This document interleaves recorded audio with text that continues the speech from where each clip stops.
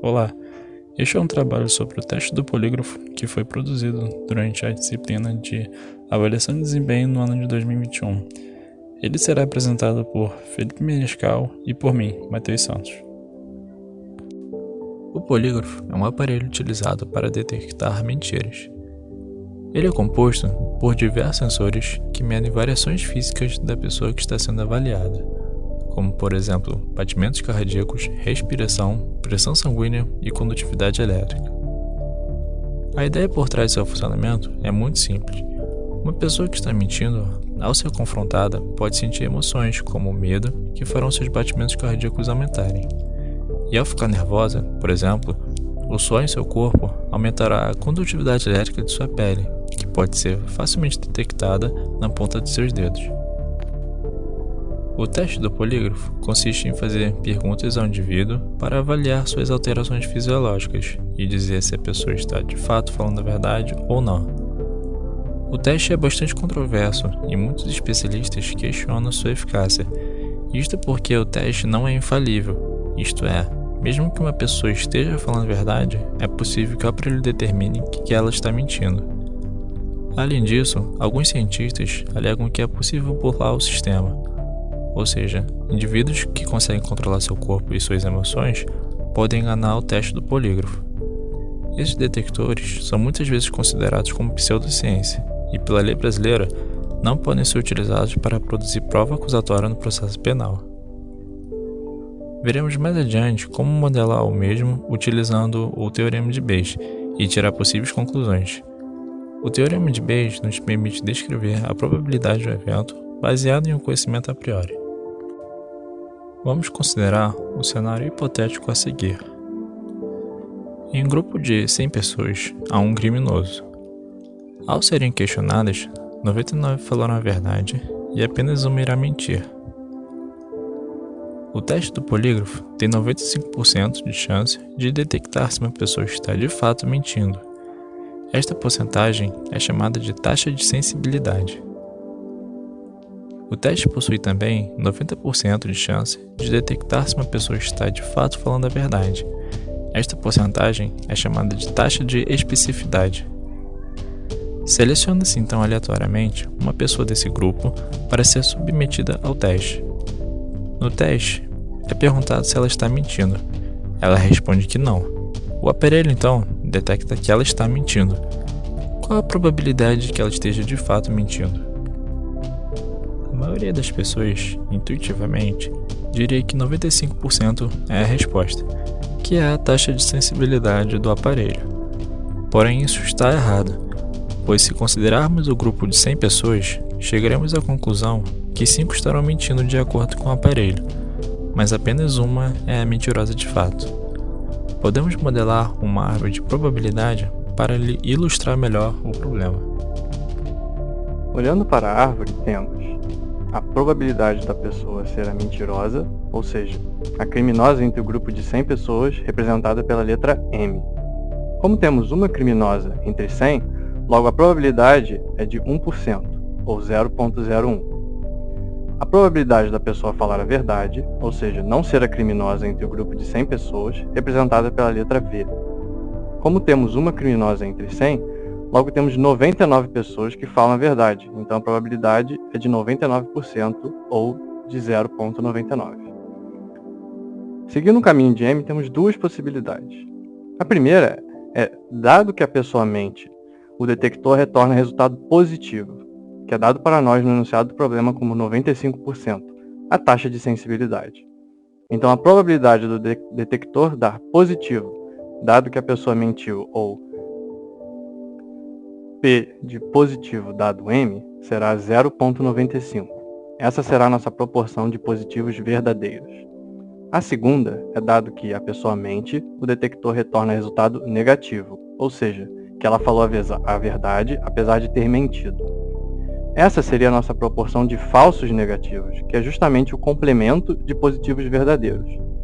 Logo, a probabilidade do detector dar negativo, dado que a pessoa mentiu, ou P negativo dado M, será 0,05, ou 5%.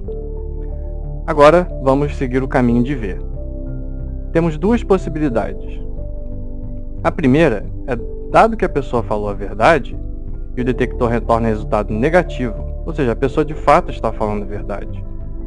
Essa informação é justamente a especificidade que nos é dada como de 90% no problema, a nossa proporção de negativos verdadeiros. Então, a probabilidade do detector dar negativo, dado que a pessoa falou a verdade, ou P negativo dado V, será 0,90, ou 90%. A segunda é dado que a pessoa fala a verdade e o detector retorna resultado positivo, ou seja, apesar da pessoa ter falado a verdade, o detector a acusa de ter mentido. Essa seria a nossa proporção de falsos positivos, que é justamente o complemento de negativos verdadeiros.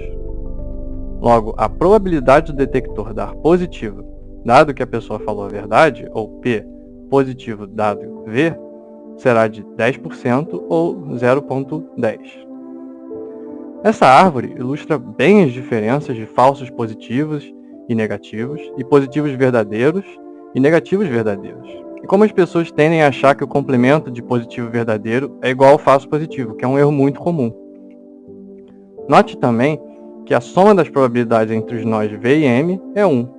Entre P positivo dado M e P negativo dado M também é 1, e P positivo dado V e P negativo dado V é 1 também, o que mostra que um nó é complemento do outro. No problema, queremos saber a probabilidade do detector retornar positivo, ou seja, acusar uma pessoa de mentirosa, dado que essa pessoa de fato mentiu, ou queremos calcular P de M dado positivo. Vemos que esta probabilidade não está na nossa árvore. Para isso, podemos usar o teorema de Bayes para nos ajudar a calcular P de M dado positivo. Nós temos na árvore P positivo dado M, P de M, mas e o denominador? P de positivo. Para calcular P de positivo, precisamos considerar a probabilidade do detector dar positivo, independente da pessoa estar mentindo ou não. Logo, precisamos calcular a proporção de positivos verdadeiros e falsos positivos. Fazemos isso aplicando o teorema da probabilidade total.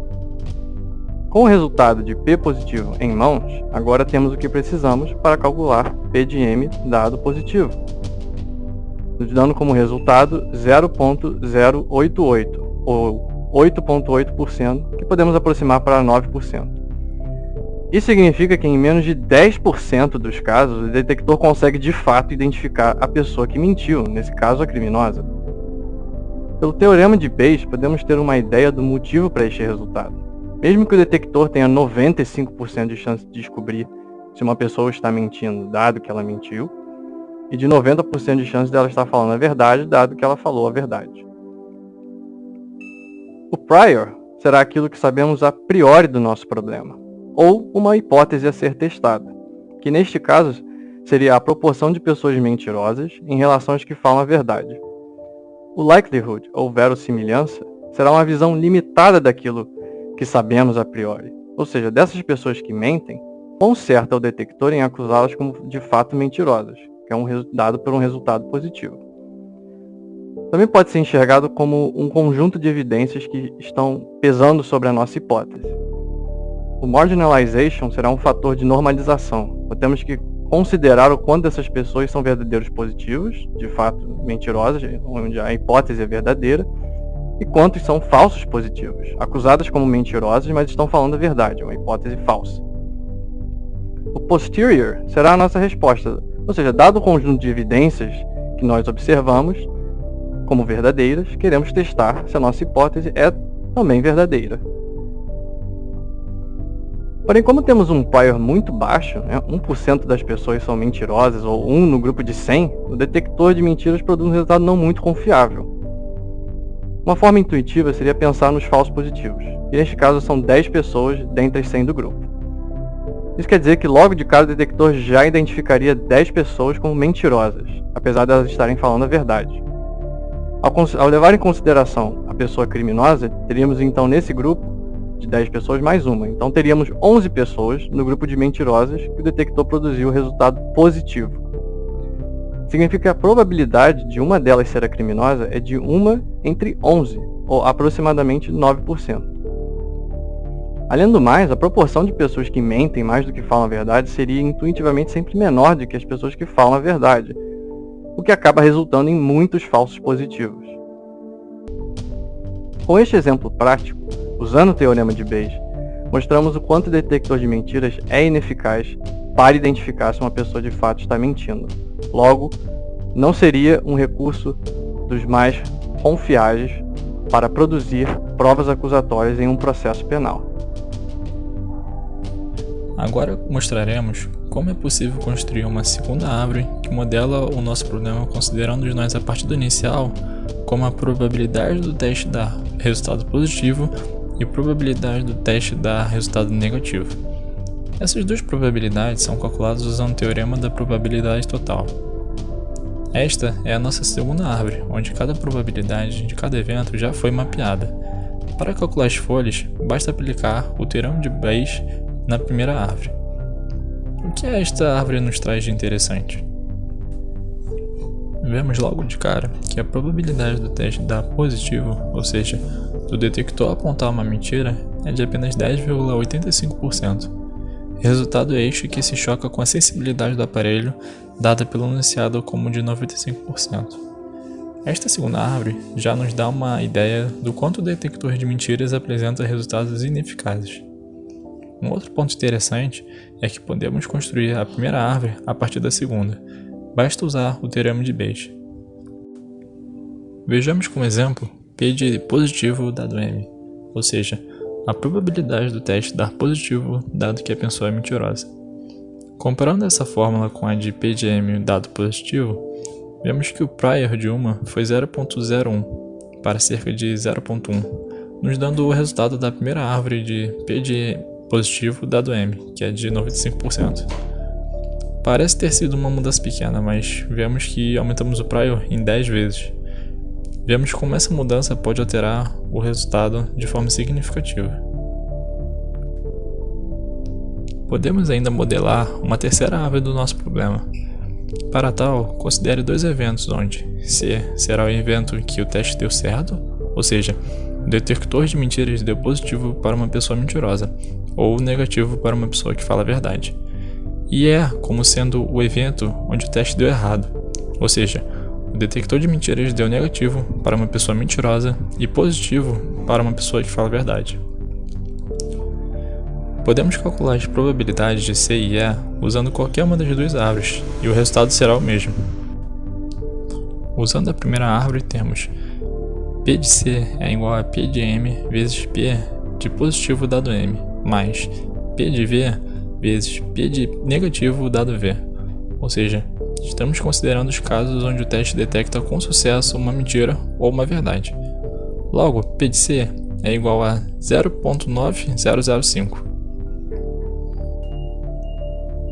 Para calcular P de E, podemos fazer como na forma mostrada ou apenas tomar o complemento de P de C. Logo, P de E é igual a 0,0995. Com isso, temos nossa terceira árvore. Mas quais seriam as probabilidades das folhas?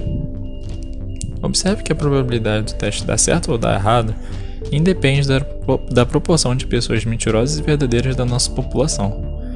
Usando a propriedade da independência de eventos, na fórmula da probabilidade condicional, temos que P de M dado C é simplesmente P de M, pois para eventos independentes a interseção entre eles é igual ao produto de suas probabilidades.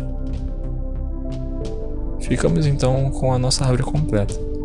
Usando o teorema de Bayes, calcularemos P de C dado M, ou seja, a probabilidade do teste dar certo, dado que a pessoa é mentirosa. Porém, note que o resultado é o próprio P de C, devido à independência dos eventos. Podemos então simplificar nossa terceira árvore para apenas 3 nós. O que podemos interpretar a partir da terceira árvore, pensando em nosso problema? Vemos que temos cerca de 90% de chance do teste dar certo e 10% de chance do teste dar errado. Mas essa é uma informação muito ambígua, que nos leva a crer que o teste do polígrafo é excelente, pois tem 95% de chance de dar certo. Isso não nos ajudaria a responder a nossa pergunta: qual a probabilidade que a pessoa é mentirosa, dado que o teste deu positivo? Como havíamos visto, essa probabilidade é bem baixa. A grande vantagem dessa terceira árvore é a simplificação decorrente da independência dos eventos, onde precisaremos de menos parâmetros para modelar nosso problema. Esse, dentre outros motivos, explicam o porquê o detector de mentiras ou o teste do polígrafo é proibido pela lei brasileira no processo penal.